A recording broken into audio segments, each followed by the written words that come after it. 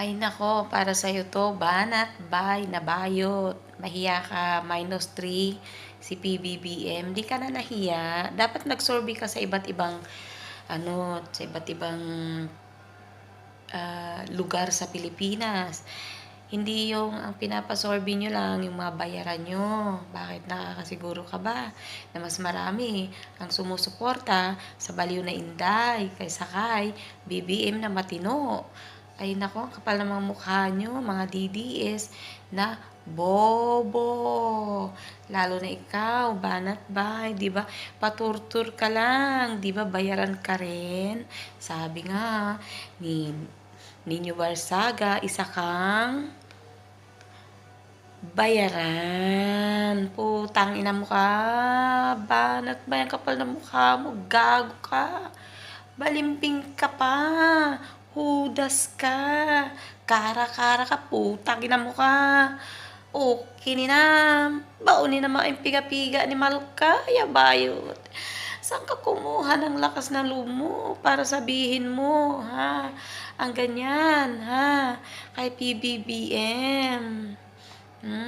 Na mas marami ang sumusuporta sa adik mong among si Sara. Hindi si BBM ang bangag, kundi kayo. Kayo kasi kung tutuusin, may mga adik kayong kasamang mga vlogger dati pa. Ay nako, matagal na rin kitang napapanood.